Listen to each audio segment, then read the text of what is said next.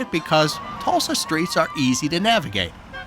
So, for the letter X, we're stopping at a street with an extraordinarily odd name.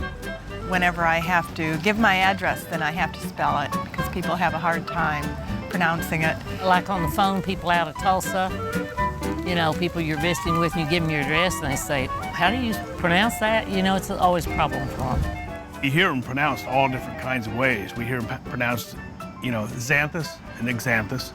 But it's exanthus, starts with an X, A-N-T-H-U-S. I looked it up, and evidently it was a Greek town in ancient Greece. Exanthus was actually our way of looking at street names in general. We asked Paul Strezik with the city of Tulsa to meet us on Exanthus to share what he knows about how streets are named. Well, the early city leaders and the early city engineer wanted a logical system that people could understand. And so they divided the city north and south at Admiral, and they divided the city east and west at Main Street. And as you go east from Main, the streets are named after cities east of the Mississippi. As you go west from Main, the streets are named after cities west of the Mississippi. As you go north from Admiral, the first set of streets, alphabetically in order from Admiral to Zion, are named after primarily prominent Tulsans or mythical names. For instance, there's a street with an A, Archer, named for early store owner Jeff Archer. 7 blocks or 7 letters later, there's an H for Haskell, Oklahoma's first governor.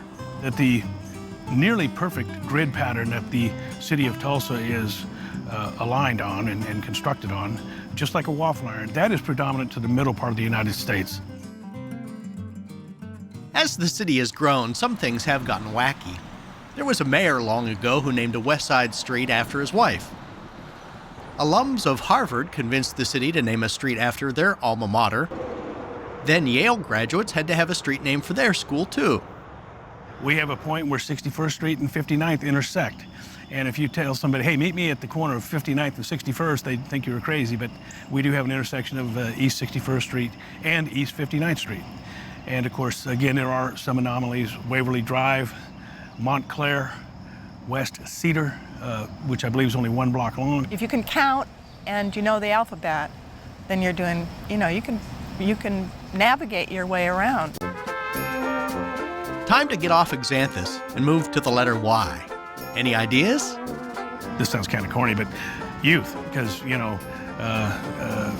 that's the city's future. Nice try. But for the letter Y,